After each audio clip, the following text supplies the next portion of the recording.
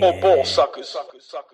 So apparently, Sugarman, we hit a nerve on people because they were saying, yo, you don't get it. Rich Paul is a mastermind marketing genius. He ain't just saying D-boys, it's the BMW guys. They got Michael Jordan over the... That's why Michael Jordan was Michael Jordan. It's like, God, Sugarman, man. He be in the comments. You see him. He shows a lot of love, a lot of respect, to be honest. Go follow Sugarman, y'all. Nice guy when he wants to be. This started off with Rich Paul or Michael Jordan popped off because of people who owned BMW. Let's revisit that real quick.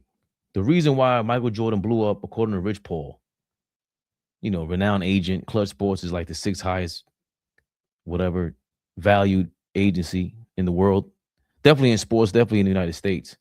Let's revisit that for 1 second. So I don't take anything out of context, even though it's only 30 seconds.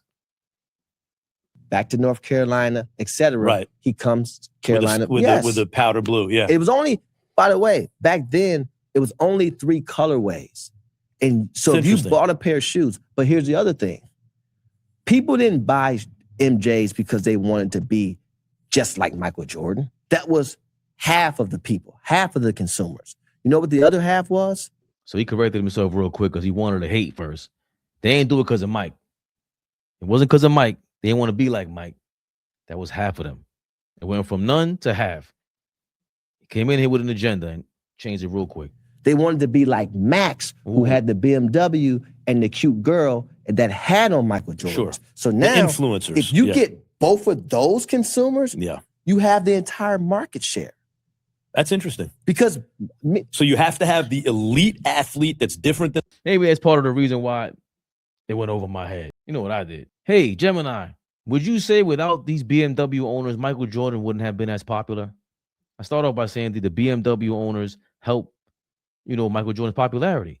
And they said, well, there's no record of a specific organized group of BMW owners who campaigned for Michael Jordan. The demographic you are likely thinking of is affluent, suburban professionals, often stereotyped as yuppies in the 80s and 90s who drove BMWs, played a massive role in his financial explosion and crossover appeal.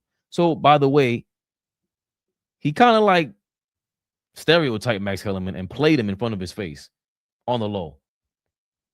On the low. Because he doesn't really realize who Max Kellerman really is, I would think. Maybe he's just using his skin color as an example. But Max Kellerman is probably way more hip-hop than Rich Paul. Like, they even break down a segment of who, like, which rap songs they listened to in the 90s or which albums. And Rich Paul went totally commercial. He said Doggy Style, It Was Written, and then, you know, Reasonable Doubt. And Max Kellerman went the super New York route, only built for Cuban links. The other album, I never listened to it because he mentioned it before. I was a big Max Kellerman fan before. On Capone Noriega, The War Report, which is regarded as, you know, it's kind of overrated by a lot of people in New York. But people give it this next level, you know, because Mobb Deep was around. But my point is, he's using Max Kellerman as the fake version of whatever he thought he was talking about. He's saying he's the white guy with the BMW, the yuppies that were buying whatever was in vogue, in style, because this is what was coming from the hood, was players like Michael Jordan, which, by the way, is all true. It's all part of the marketing, because Michael Jordan was part of this explosion in the NBA after the 70s, ABA-NBA merger, live television, Magic and Bird, Dr. J, all these things combined. And specifically, what nobody talks about really is they were preventing black basketball from being shown on TV and being shown on the highest level. The NBA had to finally give in because they were losing money too. And the ABA-NBA merger helped them out. So there's a huge intersection of all of this that comes to a head with a Michael Jordan. So yeah, don't think he's wrong. It was a corporate strategy by David Falk. That's obviously Michael Jordan's agent. Jordan's agent had a specific strategy. He didn't want Jordan to be just a basketball player marketed to sports fans. He wanted Jordan to be marketed like a tennis player or golfer like Arnold Palmer, who appealed to the wealthy country club demographic. The BMW demographic, Falk aggressively targeted brands that appealed to people with disposable income, the kind of people who drove BMWs, worked in finance, and had corporate jobs. The result, this is why Michael Jordan signed with brands like Chevrolet initially, McDonald's, and later Bijan, a fragrance, and Wilson. It made it socially acceptable for a businessman in a suit to idolize a basketball player, effectively widening his fan base from kids and sports fans to everyone with a wallet. The BMW was a status symbol for Jordan, Jordan himself was a famous BMW owner, which bridged the gap between street cool and corporate success. The car Jordan famously drove a 1991 BMW, the A50i. It was one of the it cars of the 90s. Yada, yada, yada. The sneakers with suits phenomenon. Before Jordan, sneakers were mostly for the gym or the street. Jordan's popularity with the BMW crowd helped normalize the idea of high-end sneakers and a luxury item. Because Jordan was marketed as a premium, classy figure, unlike the rebellious marketing of earlier eras, affluent suburbanites felt comfortable buying $100 plus sneakers at a huge price at the time for their children or themselves. This demographic provided the massive purchasing power that turned the Air Jordan brand into a billion-dollar business rather than just a successful shoe line. So here's how they summarize it. People who owned BMWs didn't help him in an organized way, but winning over the demographic that drove BMWs was the key to his billionaire status. They said the key. It transformed him from an NBA star into a corporate icon who was safe, successful, and universally admired by the wealthy establishment. I asked him straight up, would you say without these BMW owners, Michael Jordan wouldn't have been as popular?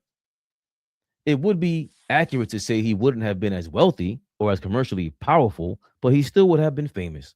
To understand this distinction, you have to look at the difference between popularity, being known and liked, and commercial viability, being a brand that generates billions. They financed the empire, the $100 sneaker. The reality, inner street kids and street culture created the hype and the cool factor, but they often lacked the disposable income to sustain sales in the millions of units year after year. The BMW role of suburban parents were the only ones actually swiping the credit cards. Without this demographic willing to buy high-priced sneakers for their kids, Nike would not have generated the massive revenue that fueled Jordan's legal marketing machine. They allowed him to cross over. The shift, Jordan was one of the first black team sport athletes to be fully embraced by the white affluent establishment. If he hadn't won over the BMW crowd, he might have remained a basketball star like Julius Erving, legendary but not a billion-dollar corporation, rather than a global icon. Corporate America, McDonald's, Coca-Cola only invest in huge money if they know how you appeal to the people with the money. However, they didn't make him cool. It is crucial to note that the BMW owners did not create Jordan's popularity. They followed it. Street culture led the way. Jordan's cool came from his dunking, gold chains, the banned Nike narrative, and his acceptance by urban youth culture and influential black filmmakers like Spike Lee.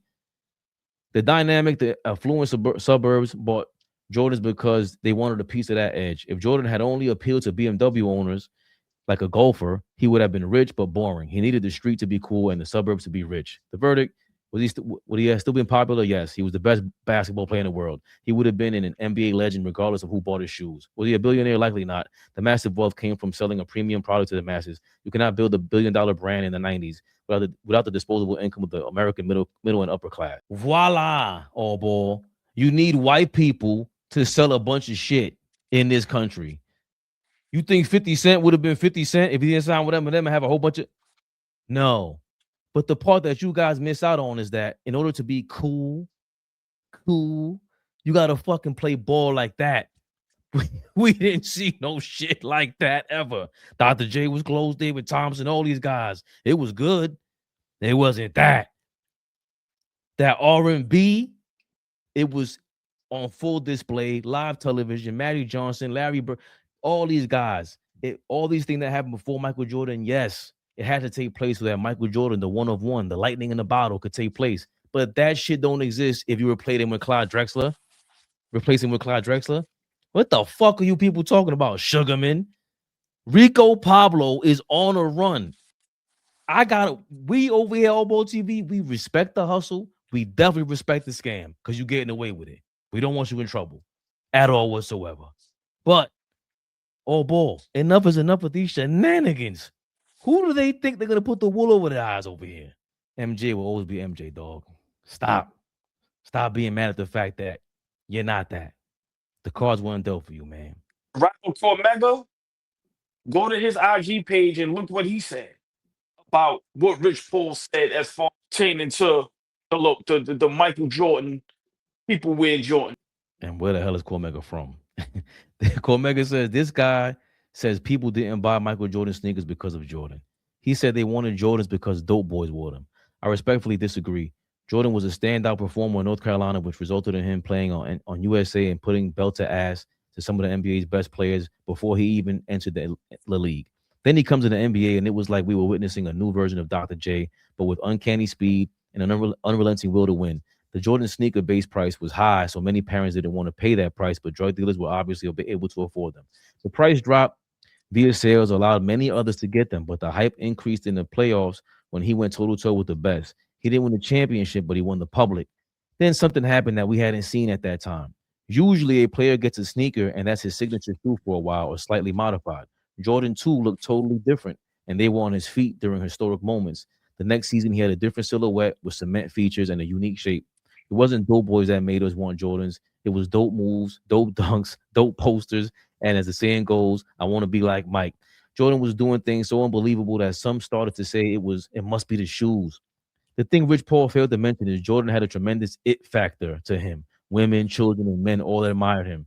He was and is cool. Cool sells. Space Jam, the one Jordan was in, was a hit in movie theaters, not because dope boys bought tickets, but because the world bought tickets. Michael Jackson put Jordan in a video because Jordan is cool. There were times I put on a pair of Jordans and jumped to see if I can jump higher.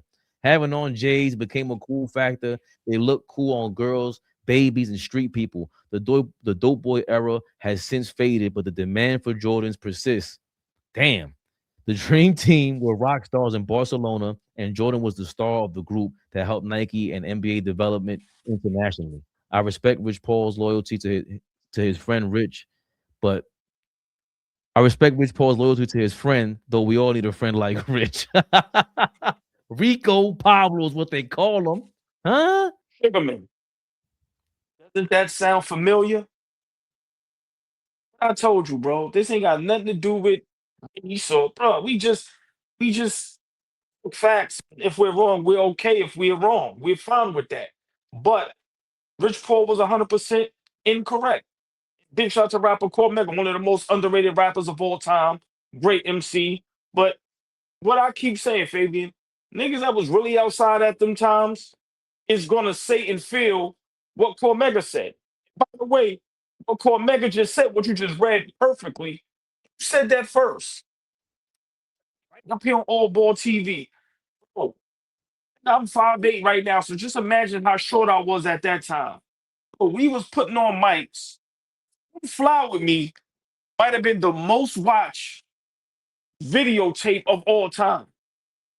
Don't Fly With Me might be the greatest basketball video of all time. Niggas was waking up watching that shit, coming outside and trying those moves. Whether you put the bench in front of the rim so you could try to dunk, or you was trying Michael Jordan dunks but doing layups because you was too little to dunk. So for me, I love when people test us, and then look, you have a guy like Cormega, respected, legendary human being, not only a rapper. That's exactly what AllBall TV said. Bro, listen, they said I'm rich poor, but you can't hustle is the hustlers, bro. Listen, we was old enough and we was there in those moments. Drug dealers ain't care about Jordans. I can't speak for Cleveland. You in New York? I told y'all what it was. And think about before me. If we talking early 80s, I'm born in 77. So let's say we talking 85 to 90. You gotta think about what the big timers was winning. This is British Walkers and all that. We by classic. Adidas. So Stan Smith, nigga, these are remember the fire, the low cut cream felines? I Like was a baby. this, that's what I'm saying. Like then it graduated to the constructs, to the truckers, to the beef and broccolis. When the white Nike Airs came in play, it was game over. Then we talk about the Air Force Ones with all the colors. The white with the yellow check, red check, blue check, gray check, black check. Niggas was wearing mics, but it wasn't because of what Rich Paul is saying. That's why I was saying he's 100% incorrect. When I'm saying, of course I'm exaggerating. He probably was outside in the hood shooting that, whatever. I mean, we having fun and trolling at that point. But I'm saying for me, Cormega just proved, listen, when you outside, you know what's going on. You see what's going on. Like I said, the ladies wasn't wearing Jordans, bro. It was 54 11s. Right. In Swiss. Bro, that's like, bro, we speak facts. And one thing up here on AllBall TV, if we wrong, we don't mind being wrong. We get debated, we can have fun. But like I said, look how many people responded to what Rich Paul said. It wasn't only Cormega. I've seen a lot of comments disagreeing with his take. A lot. So for me, I love it. Big shout out to everybody. But bro, some things with me, I know what I'm talking about. Like I said, we was outside at a young age. And in that era, it's block parties, it's free lunch. Bro, it's just lit. PAL. So no, like I said, niggas was wearing mics because what you seen on that basketball court. Like I said, when people got that "Come Fly With Me" VCR tape, bro, niggas got into fights over that. If you let somebody borrow that, a nigga ain't give you your shit back. You kidding me? Niggas was really watching them VCR tapes and coming outside. You call your guy, yo, my nigga, I just finished watching that. You? All right, yo, we outside. Hey, y'all niggas on the lab line trying all that shit looking crazy. Nothing to do with the big time drug dealers, bro. I'm sorry. But he really, to correct it, he was saying, he pointed to Max and he said the dudes like they look like you with a BMW, and that's what they was breaking down. Like he was talking about the yuppies and the white people, and it was like, bro, the fact that Max let him slide with that is crazy. Max ain't just no random white boy with a BMW growing up. Like the way his, God bless his dad, his brother and all that, the way how they came up was different. So for me also, here's another problem. I was too young for the Michael Jordan when he came to the league. So if I was too young, how old was Rich Paul when Michael Jordan came to the league, bro? That's number one. And number two, I hated Michael Jordan so much. My first favorite ball player is Barkley. I didn't want Jordan to win. I wanted Barkley to win. He said, I don't got no role models, all that shit. So I was way too late into the Michael Jordan shit. Now you fast forward, I got to see LeBron high school go to the NBA. So you telling me that hype wasn't real either? That was fake hype with LeBron, the chosen one, and all that. Like when we saw a chosen one, it was like, yo, this kid is legit. So what you think LeBron would have been in 83, 84? There was no hype either, bro. There was no social media. There was no cable like that. Barely anybody had cable. You think LeBron wouldn't have been popping? So imagine Mike. That's the part I keep stressing. You are upset. You keep taking this loss. I don't know why you keep barking up the same tree. Leave that man alone. Just go partner with him. It will be better for y'all. You're getting flamed. I don't know why it's cool to get flamed in this era and go viral like that. Like at some point, the embarrassment got to set in because you losing credibility. I'm just using you for views. And the last video ain't even do too well. I'm gonna keep it 1,000. Cause I got another video lined up where you said some dumb shit. But guess what, Rich Paul? Rico Pablo, I'm gonna give it another shot. But this shit is like, I don't want to watch it. You're supposed to be an agent. Like, I want to get the game. That is right up his alley. How did Michael Jordan really make it? Was this, but he was also Michael Jordan. That shit is a 1 of 1, bro. You don't want to really replicate what Jordan did. You can't. That shit was like in God's plan. You can't really create that. You can't. So what do? Let's replicate the marketing part. Keep it funky. What are you there for? I didn't learn shit, but just how to disable your whole fucking mentality right now and how to prove that you're a hater. Your whole style of LeBron to come up was to hate on Jordan.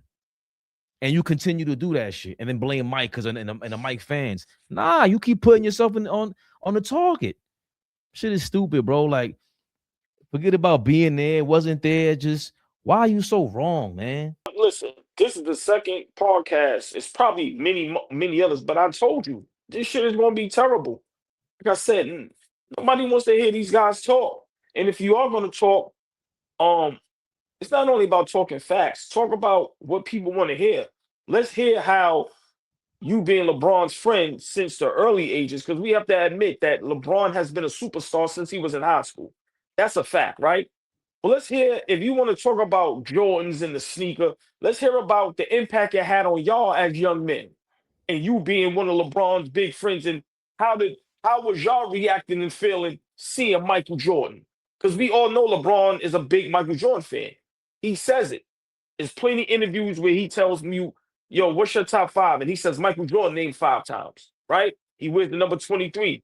So how were y'all impacted by Mike as far as when y'all was watching the Chicago Bulls play? So those are the type of things I would love to hear from Rich Paul, right? And stay right there. And the fact that you literally get to compete on and off the court with what that magnetism is. It's not like we're saying you had no chance. That's why I say when they say LeBron is in the conversation as the GOAT or whatever, and off and on and off the court, you got to salute that.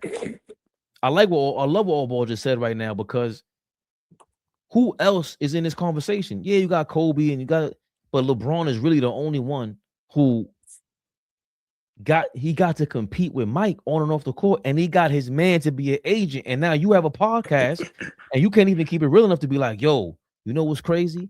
Who was bigger than Michael Jordan? And now my man happens to be able to rival him. And then we got the Nike campaign and we got to rival that. Yo, Max, let me tell you something. We made a lot of money, but this motherfucker ain't no joke. You supposed to big that up so that if you do surpass it, let's say arguably you did, now you made the giant be a giant and how you toppled them. All that trying to hate on them shit, it didn't work. Yeah, I mean, like I said, LeBron, as much as I, troll and have fun with LeBron fans, and he still has an argument to be the GOAT, right? To me, him and Kobe is the only ones that have a legit argument. Like I said, you have, God rest their soul, Bill Russell, Will Chamberlain, still Liverpool, Abdul-Jabbar. Like, those guys are great, right? But, at the end of the day, I would love to hear what type of conversations Rich Paul and LeBron were having when LeBron was in high school, knowing he was going to go to the NBA and be the number one pick. Did you have talks with LeBron where LeBron really said in high school, yo, I think I'm going to be the greatest player ever. I think I'm going to be better than Mike. But, like, those are the conversations I would love to hear from Rich Paul. Not this dumb shit where you trying to sound cool. Guys that was on the streets or in the streets, they don't have to try to act or sound cool. It's just going to be, it's going to flow, right? So for me, that's what I would love to hear. Like, yo, we signed to Nike. Mike was signed to Nike. Are we going to use the same strategy that Mike used? And like I said, did LeBron ever say in high school, I'm going to be the greatest basketball player to ever live, or I'm going for that? So I think Rich Paul can use that platform to, like, just do so much good and talk about things that we actually want to hear, because there are a lot of things that people want to hear about LeBron, right? And who else better than his closest friend? So for me, what Rich Paul tried to do in that moment, I didn't understand it. I just don't. It was just silly. I don't want to call him stupid. Them guys was very smart, right? So, but that wasn't a dope conversation to have, and it backfired because nobody agreed with him. We had people on AllBall TV in the chat that that disagreed. Look at what Cormega said, and like I said, it was so many comments that was just like, what? So I just feel like when you got a platform and you're Rich Paul and you're Max Kellerman, you have to come up with better topics and more interesting things that people want to hear, because that right there, that shit was silly and stupid. And for Max to be from New York, to understand being a Knicks fan at that age, because Max was a Knicks fan at once. So he know what it was with that Michael Jordan era. He knows being in New York. So for Max to not, like, try to fix that or correct Rich Paul, it's weird. But listen, big shout out to them dudes, but hopefully we ain't got to hear from them much longer. Get them niggas out of here. Sorry. Or take AllBall's advice. Let's get around the league real quick, AllBall. Little song and dance, see what's going on. See if somebody got a chance at Jonathan Kuminga. The Kings, the Sacramento Kings, are the only team showing interest in Jonathan Kuminga, as per Monty Poole from NBC. Of the other 29 teams in the NBA, only the Sacramento Kings have shown interest in acquiring Kuminga, according to league sources. That the Kings are alone on this island because makes a statement on its own. Use your imagination, but Sacramento general manager Scott Perry is eager to shed high-salaried veterans and begin a rebuild. The other 28 teams have shown no more than tepid interest, sources say, leaving the market for Kuminga even cooler now than it was in July, when he was a restricted free agent, hoping for an offer sheet that never came. Things getting a little interesting over there in Golden State, AllBall. It's kind of weird, to be honest with you. I don't think it's weird. I think I've said this a while ago. Steve Kerr is sabotaging that man's NBA career. Kuminga is an NBA basketball player. Like what the league is today is perfect for a guy like Kuminga. 6'7", 6'8", 6'9", athletic. He's young, and he can play the game of basketball. Is he not better than Amen Thompson? How can he not be as good as those guys? All right, I'm not saying maybe not defensively, but on the offensive end. Like for me, I forgot who said it. Was it Isaiah Thomas? I don't know if it was Zeke or somebody else, but this was recently, within the last 2 days. They was like, yo, if I was Kuminga, I'd choke Steve Kerr already. And they compared it to, I think, when PJ got choked with Spreewell. Bro, what Golden State and Steve Kerr is doing to Kuminga is dead wrong. Listen, if you don't want somebody, get rid of them. Trade them. Trade them. Now, I agree. I see in the comments because sometimes I can see him, low basketball IQ player, maybe not a good, team. I don't know. I don't think he's had enough chance to prove that. Give you a prime example. We had Obi Toppin. We didn't know what to do with Obi Toppin. He goes to Rick Carlisle, Indiana. They find him a great role, and next thing you know, they're in the NBA Finals, and Obi is playing the best basketball he's ever played in the NBA. No disrespect, but Kuminga is better than Obi Toppin. So for me, you find the right situation, the right coach, and then sky's the limit. So I feel, Steve Kerr, whatever he's doing it on purpose. And people need to start looking at Steve Kerr a whole lot more when it comes to this Golden State situation. It's a debacle. The way y'all got rid of Klay Thompson was disrespectful. The way Draymond Green is who he is disrespectful. What are y'all doing to Kuminga is crazy. So I just think that shit is a mess over there. And Steve Kerr is ruining his image, whether people want to believe it or not. I'm not sure if he's going to be, Obi Toppin's level, but I definitely understand the point. Like, he needs an opportunity. Like, look at Diawara. We're clamoring like, yo, what are you doing to Diawara right now, Mike Brown? And, Kuminga looks like he'll be more talented than Obi Toppin. Also, that system with Steph Curry isn't easy. I've seen a lot of people talk about that. Like, yo, it's not easy to just be playing next to Steph Curry. That system is run for him. So if you go outside of that, they will get on you. Kevin Durant, that's part of the reason why they went back and forth with Draymond. So even one of the best one-on-one players of all time was sitting there and could not get off his game alongside Steph Curry. And it's going to be hard for Kuminga to really be Kuminga in that system, in that organization. He's not getting playing time. Nothing about that seems like he's on his way or on a path to at least practice and at least show us and prove to himself more than anybody else. Forget Steve Kerr.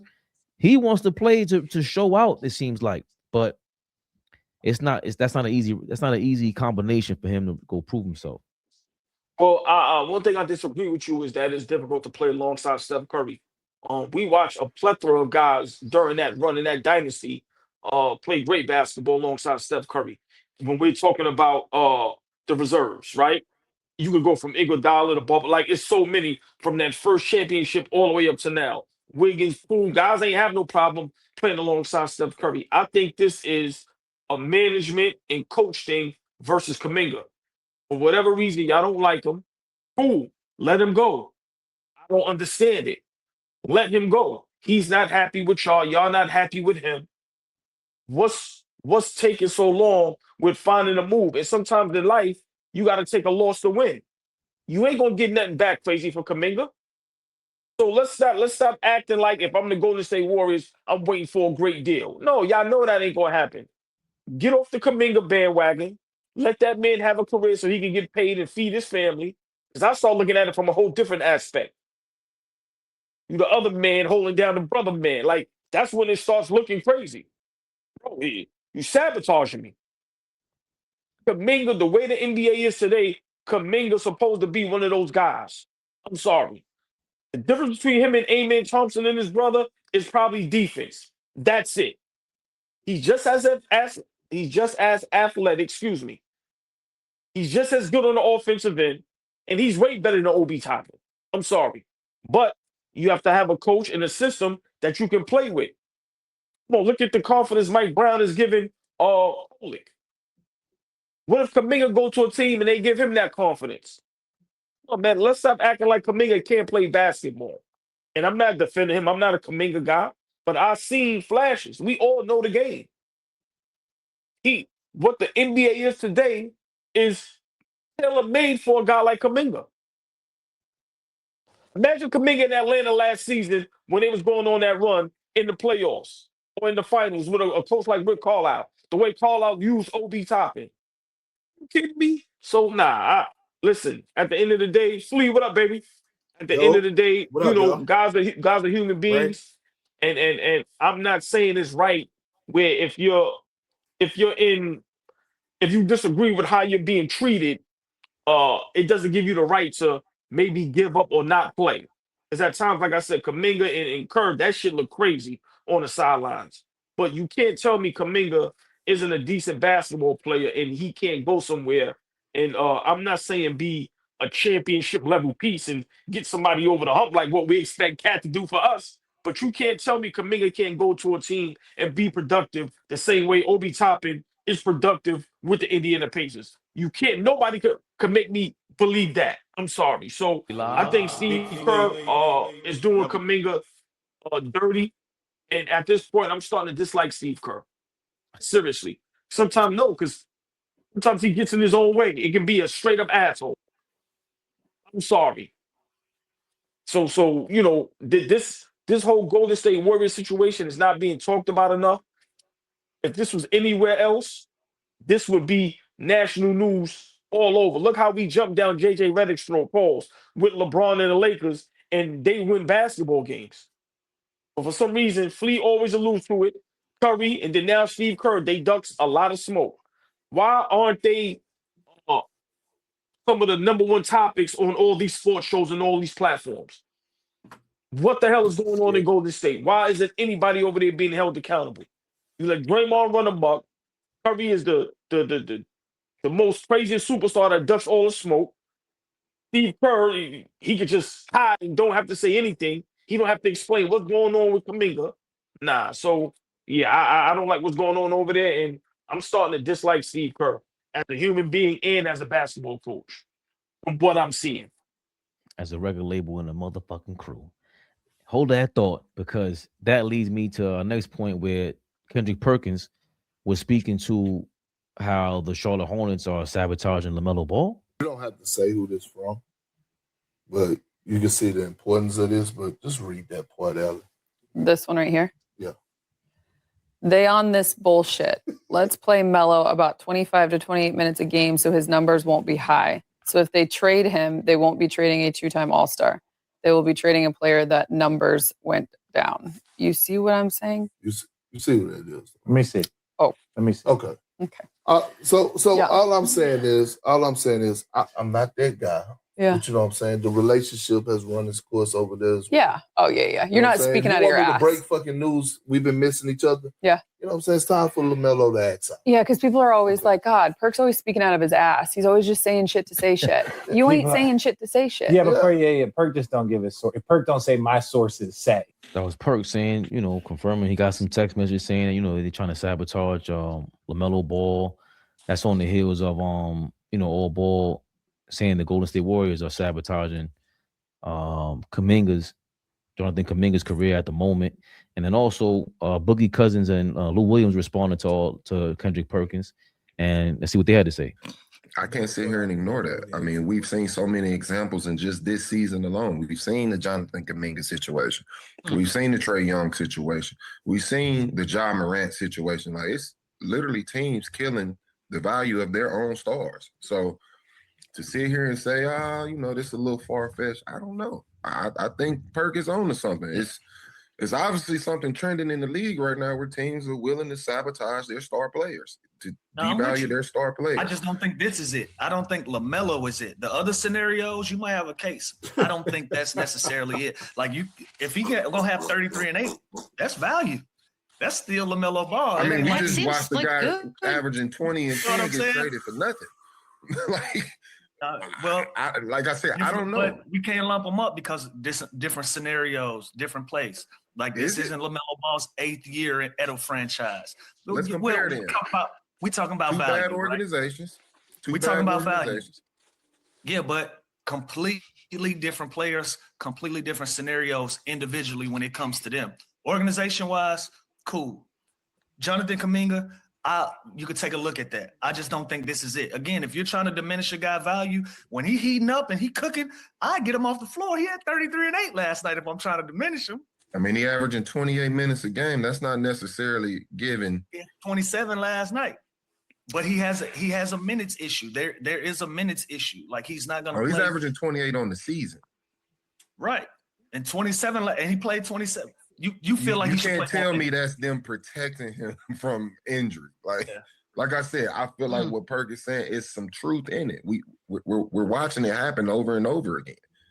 Yeah, you don't go. I can't subscribe to it. If I'm trying to diminish your value and I still let you stay on the floor, listen. So if you can do 33 and 8 in 27 minutes, then let me see what you do in 19. Then.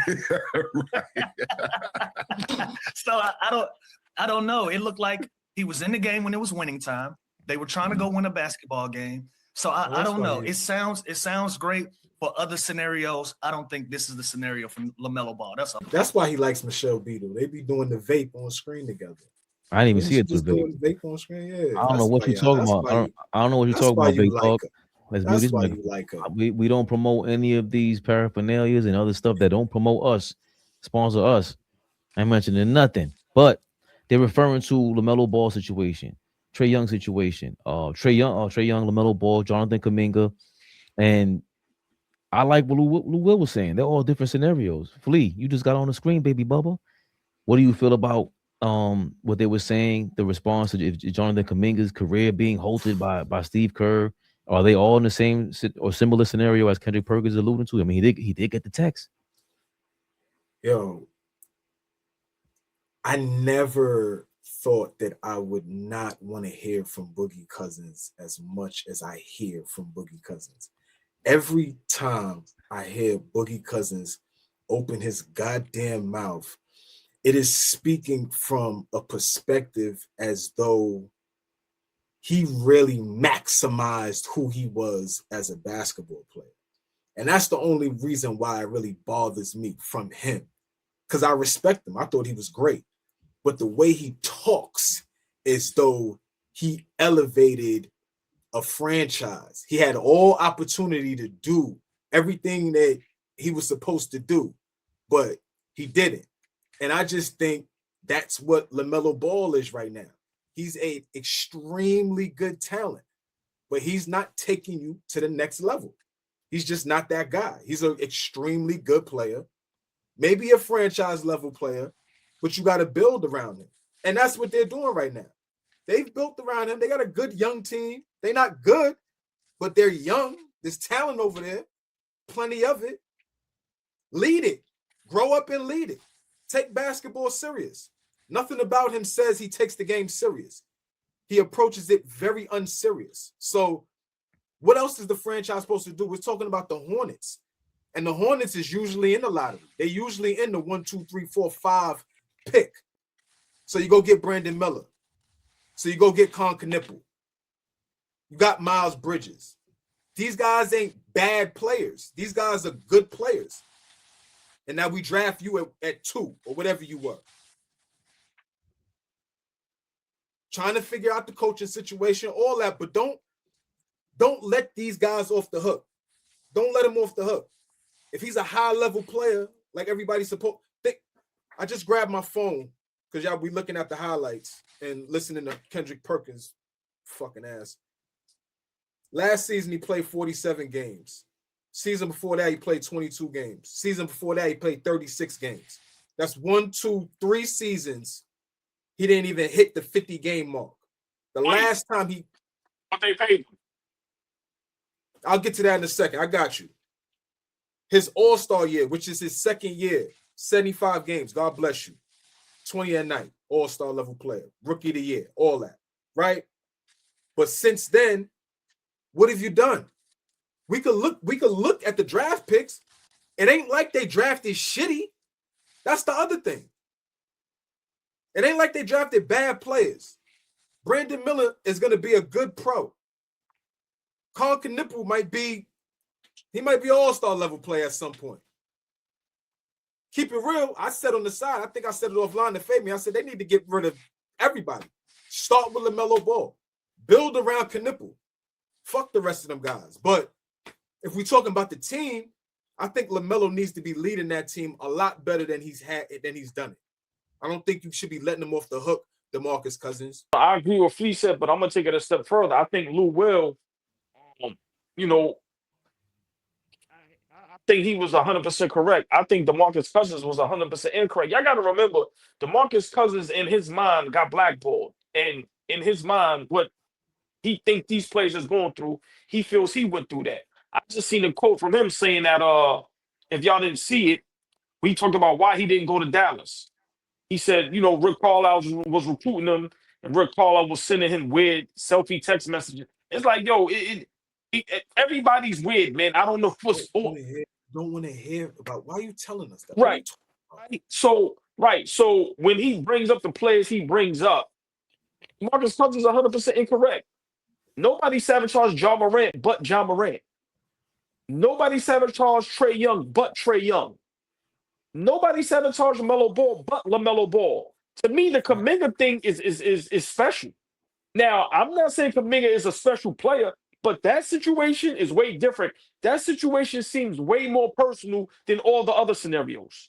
Way more personal, right? So eventually, that shit is going to come out between whatever's going on with Kuminga and the Golden State Warriors.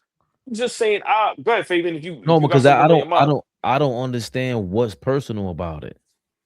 Like you disagree with these players that look great around Steph Curry. Yeah, a lot of players look great around Steph Curry, but there was an argument. The fundamental difference between Kevin Durant and the Golden State Warriors was he likes to go against their style. He's more one-on-one, and Draymond kept barking on him about that. And KD's like, bro, I'm KD.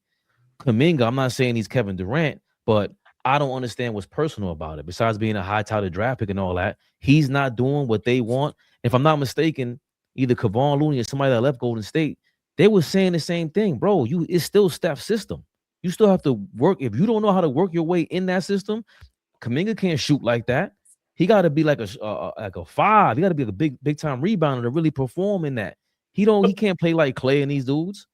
But that's a different. Right, but that's a different conversation. Nobody is asking or expecting Kuminga to play like Clay or do none of that.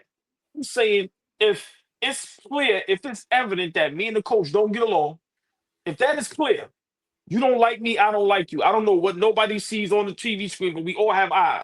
If that is clear, you don't play me, you do play me. I play minutes, sometimes I don't.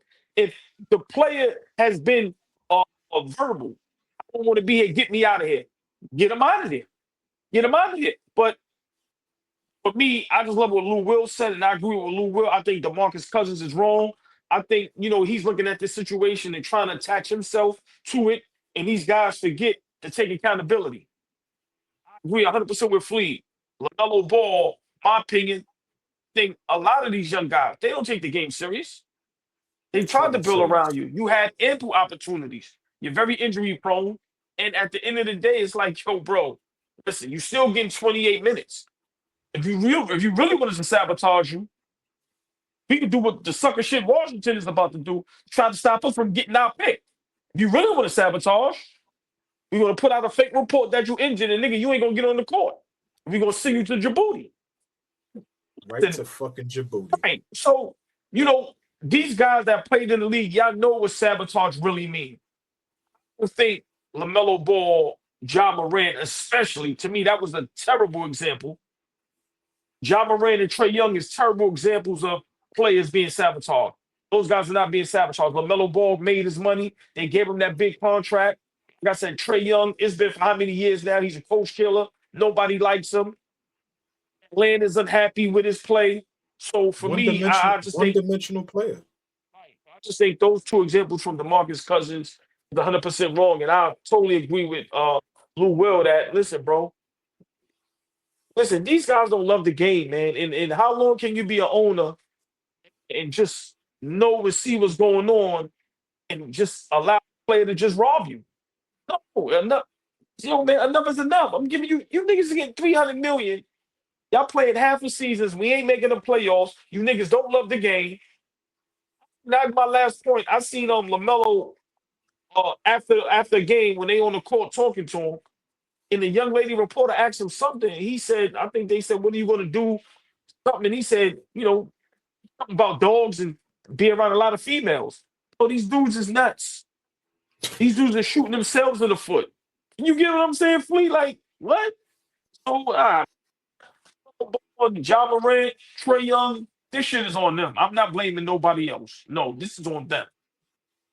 I totally agree with y'all. I thought that you were going to disagree with Flea, but when Flea just he said what I wanted to say just way better, and I think Boogie Cousins is clearly still with this me against the world mentality, bro. Dog, you did not maximize your potential, as Flea said.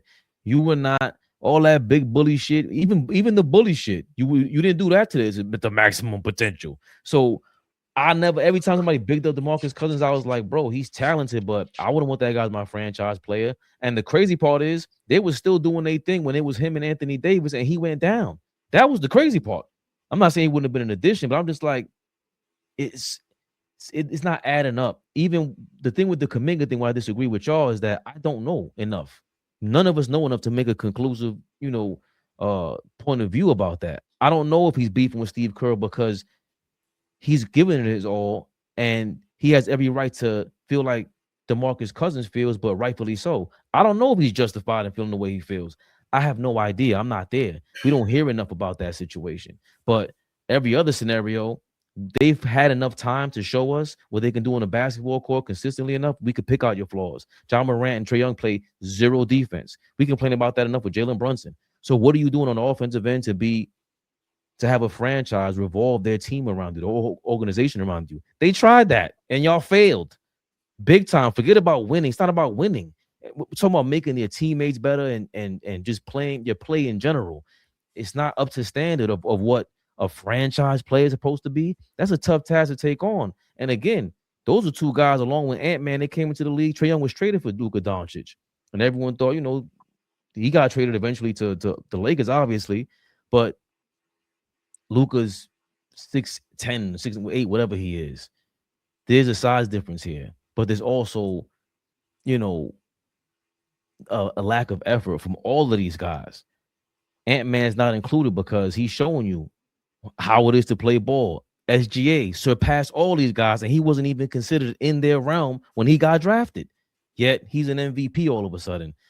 Yes, he has OKC. Yeah, he has a better situation organizational wise, better than Sacramento. We know how often do we hear things about Golden State, really?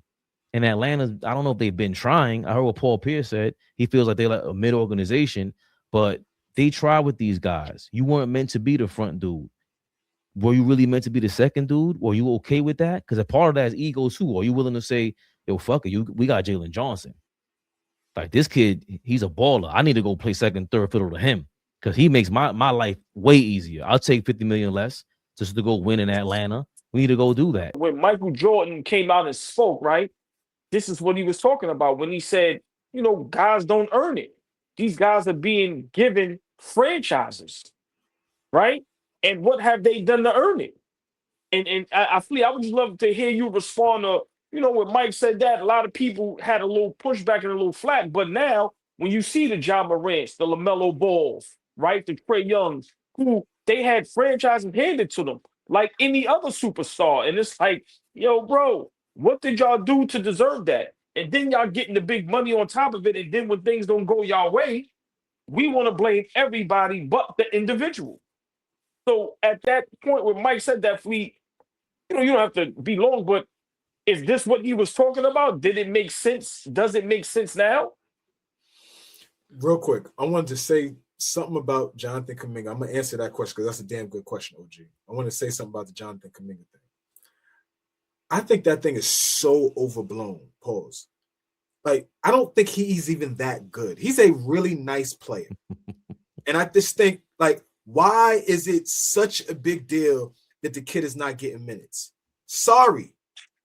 You don't play the style of basketball that is conducive to help us win games. And I don't think that they would be a top 4 seed if Jonathan Kuminga played 29 to 30 minutes a game. I just don't think so. So I don't understand this huge conversation about, damn, Jonathan Kuminga is getting done so dirty. Trade the guy. Situation always matters in the NBA, especially players like him. He got to get put in the right situation with the right coach. Things got to be perfect, and you know, things got to fall right into place for him to be successful in the league. He can't play under Steve Kerr. I don't understand the big fucking deal. He's not a top 10 pick. He's not a top 5 pick. What is he? When did he get picked? He was where we at? 7th overall. 7th? Damn, top 10? That hurts. Yeah. I still feel the same way. He ain't that good. I still feel the same way. In front of Franz Wagner.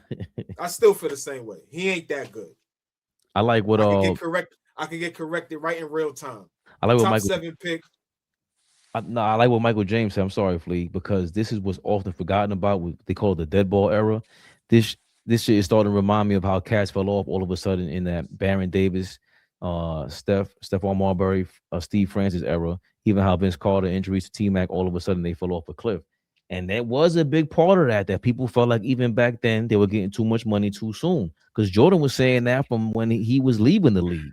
So some of this stuff, getting what you earned or getting what you didn't earn too soon, that shit could gas you up. I always say, I don't know what the hell I would do if I was 20 years old and you gave me $200 million. How do you come back? You're going to fall the hell off and be like, you're not the number one guy anymore and we trading your ass.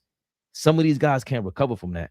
But to OG's point, like you just said, a nigga offer you $200 million and you halfway decent, All-American, top 5 pick, I'm taking the money. Like, I get that side of it. But I think the bigger conversation is, when you get that, are you a type of guy that can be responsible with that, with the role? When you come into the league, the light that is shined on you, when you one of the guys that is a $200-300 million guy, wherever this shit is going now. Are you capable of handling it? Like, I'm going to go here for a second, just handling the spotlight. Are you a nigga like LeBron James that can handle being the face of the league, carrying, you know what I'm saying? You understand? Just forget how you feel about him. Just being able to carry being the face of the league. Are you a nigga that can handle that? Right? No, that's he got handed. He got handed everything to him before he really proved himself, for sure. But everybody can't handle that. Before he was a man. Before he could even go into a bar. Right? Listen, that's a great point. Everybody can't handle that. Are you able to handle it like a guy like that? Right? But Very few right. between. Kobe couldn't handle it. Bean couldn't handle it. Getting all of that, obviously he had to work hard, but once you get it, you fucked up. Like the case, the missteps. Like, everybody's gonna have, but can you really handle getting that type of responsibility coming to the league, being a face of the league? Maybe not the face, but a face. It's hard. It's hard shit. Yeah, that's a great point. And for me, you know, it can go all the way back to Magic, Bird. You know, it's just a plethora of guys that, you know, how they conducted themselves on and off the court when you have a franchise on your back. And, you know, at this point, you know, the organizations and the owners need to be held accountable a little bit too. Remember, y'all drafting these guys. Do your homework. Y'all are drafting these guys.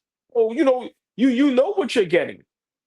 If you're not doing your homework and you don't know that this guy may not love the game, may not work hard, but you still pay, I think it's a two-sided street. As much as we know we want to blame the players, which I think they need to be held accountable, the organizations need to be held accountable too. And at the end of the day, you know, it's just so many great examples, like a LeBron, like a Tim Duncan, right? Guys that were drafted, had the keys handed to them, and just did their job to on every level, right? So for me, you know, the sports world is in shambles right now, and it's getting worse by the week. You know, if we're talking about it from that standpoint, I think even an example like Luka Doncic is forgotten about. Just talking about basketball, because even the Trae Young thing is just basketball. Because, you know, off the court stuff can get. It's just obvious what happens off the court. But even Ant-Man has a lot of off the court stuff that we hear about. And he still holds it together. But the fact that the Dallas Mavericks Yes, but his approach, Luka Doncic's approach is what got his ass traded. The Dallas Mavericks said, yo, that ain't it. We ain't giving you no damn $300 million, bro. Same thing with Trae Young. Same thing with Ja Morant we seen. And we called this Ja Morant shit 2 years ago. I mean, it's very few and far in between. You give how many All-Stars can we say are capable of handling that, though? Yeah, we talking about these kids right now, but we could go back, right? We always talk about going back. We could go back and look at the franchise level player, whatever franchise level player you got going through the 2000s, going through the 90s, right? Man, we got all of them didn't really. Fuck you understand? Like fuck franchise players. Derrick Coleman was out of his mind. A nut. Chris Mulling, out. Chris Mulling and what's homeboy Mario Ellie would go brag about sipping and flipping out there on the basketball court. I just think like 100. Very few and far between do you have superstars, because everybody loves to label these guys that can handle that type of right. Giannis is starting to kind of fall into that level of how you approach, how you take on. Like, you can name a few guys, like, Kareem, like, as I'm thinking, like, but then there's a lot of guys in the mix that's like franchise level player, and you a bug out. Can you handle it? AllBall TV. They scared, but I'm not. They don't like comentario. Y suscribe.